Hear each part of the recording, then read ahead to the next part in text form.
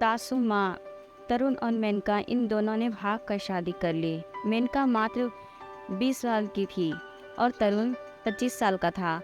मेनका अमीर घर से थी और तरुण मिडिल क्लास फैमिली से था। मेनका के घर वालों को इस रिश्ते के खिलाफ थे। उसके पिता को मेनका के लिए अमीर लड़का चाहिए था। वैसे भी मेनका के पापा के मुताबिक उसकी शादी करने की उम्र भी नहीं थी। थोड़ी सी समझ आने पर वह तरुण को भूल जाएगी, ऐसा मेनका के पिताजी को लगता था। तरुण के माता पिता को इस शादी से कोई दिक्कत नहीं थी। मेनका की पढ़ाई पूरी हो और तरुण को भी अपने करियर पर अच्छे से ध्यान देना चाहिए, ऐसी उनकी इच्छा थी।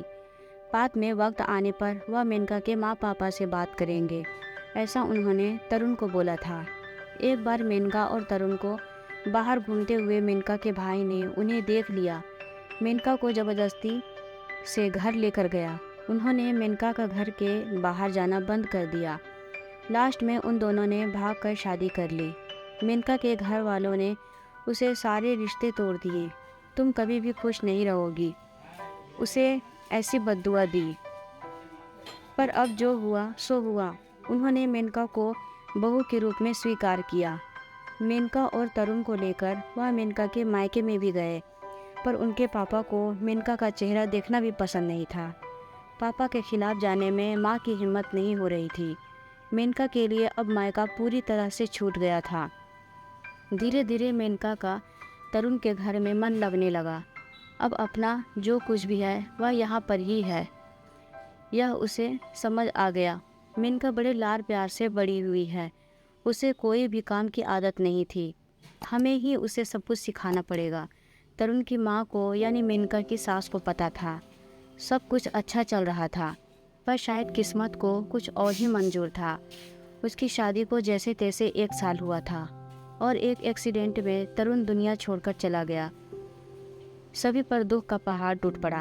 एन जवानी में अपने बेटे की मृत्यु होने के कारण तरुण के पापा को ज़बरदस्त मानसिक धक्का लगा। मेनका भी पूरी तरह से टूट गई थी। अभी तो उनकी गृहस्थी शुरू ही हुई थी। मेनका के मायके वालों को भी यह बात मालूम पड़ी, तब भी मेनका के मायके वाले कोई भी नहीं आए। तरुण के अंतिम संस्कार का कार्य निपटाकर उन्होंने मेनका को उसके मायके छोड़ आने का निर्णय पक्का किया। मेनका अपने मायके जाने के लिए तैयार नहीं थी। उन्होंने मेनका को बहुत समझाने की कोशिश की। बेटी, तुम्हारे सामने पूरी ज़िंदगी पड़ी है, इसे बर्बाद मत करो। मैं बात करूंगी तुम्हारे पापा से, ज़रूरत पड़ी तो मैं उनके पैर तक पकड़ लूँगी। उसे समझाकर वह उसके मायके लेकर गए, पर वहाँ भी उन्हें निराशा ही मिली। उसके मायके वालों का गुस्सा मेनका पर से कम नहीं हुआ था। तरुण की माँ ने बहुत मनाने के बाद भी उन्होंने मेनका को माफ़ नहीं किया। उसके पापा ने कहा, आपको वह बोझ लग रही होगी तो उसे कुएं में ढकेल दो। तरुण के माँ पापा मेनका को वापस घर ले आए। मेनका के वापस घर आने से घर के बाकी लोग थोड़े नाराज़ थे। अब मेनका को कोई भी खुले मन से स्वीकार को तैयार नहीं था। कुलक्षणी अपशकुनी पोते को निगल गई, मेरे अब बेटे को भी निगल जाएगी या, ऐसा बोलकर तरुण की दादी मतलब मेनका की दादी सास उसे ताने दे रही थी। उस वक्त तरुण के पापा की तबीयत बहुत ख़राब हो रही थी। यह सब मेनका को सहन नहीं हो रहा था। उसने ठान लिया कि यहाँ से दूर निकल जाना चाहिए। रात को सब सो जाने के बाद वह निकलने वाली थी, तभी उसकी सास जो जग रही थी उन्होंने मेनका को रोका। कहाँ जा रही है, ऐसे पूछा। माँ, मुझे जाने दीजिए, मैं अब सुकूनी हूँ, मेरी ही वजह से यह सब हुआ है। मैं तरुण की ज़िंदगी में आती नहीं तो हमारी शादी नहीं हुई होती। आज वह जिंदा होता, पापा की भी यह अवस्था नहीं होती। मुझे जाने दीजिए, मैं यहाँ नहीं रह सकती। वक्त आने पर आत्महत्या कर लूँगी, पर अब यहाँ नहीं रहूँगी। सच में मेरे यहाँ आने से इस घर की सारी खुशियाँ चली गई। मुझे कोई अधिकार नहीं है यहाँ रहने का। मेनका रोते रोते सब बोल रही थी। उसके सास ने उसे पहले शांत किया। मेनका, तुम दोनों मिले नहीं होते तो तुम्हारी शादी हुई नहीं होती। उस दिन उस ट्रक ड्राइवर में नशे में गाड़ी नहीं चलाई होती तो रास्ते पर लोगों ने तरुण को वक्त पर हॉस्पिटल में ले गए होते तो बहुत तो है बेटा। और अब वक्त निकल गया है इन सब बातों का विचार करने का।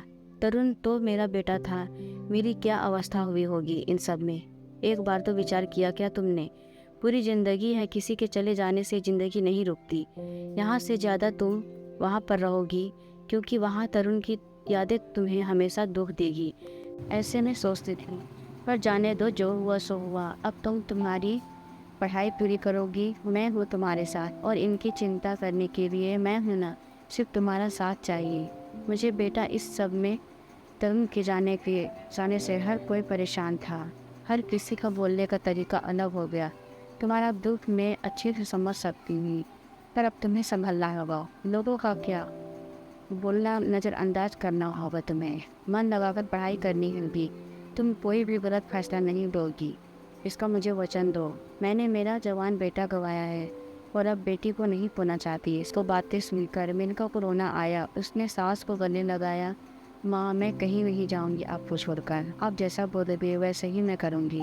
मेनका के सास भी मन भर के रोई। आज पहली बार उनका दुख फूट फूट कर बाहर आया। आगे मेनका ने मन लगाकर पढ़ाई की।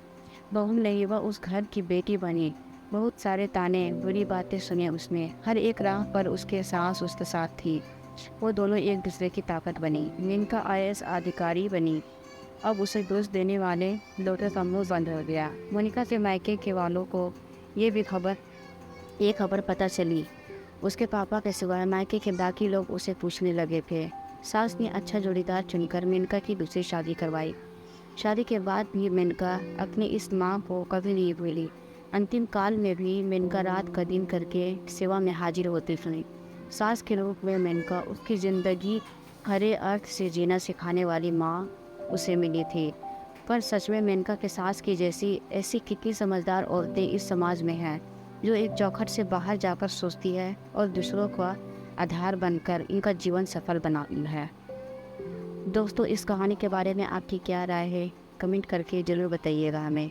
अगर कहानी पसंद आई हो तो वीडियो को लाइक शेयर कमेंट जरूर कीजिएगा और हमारे चैनल को सब्सक्राइब जरूर कीजिएगा। कहानी सुनने के लिए आपका बहुत बहुत धन्यवाद।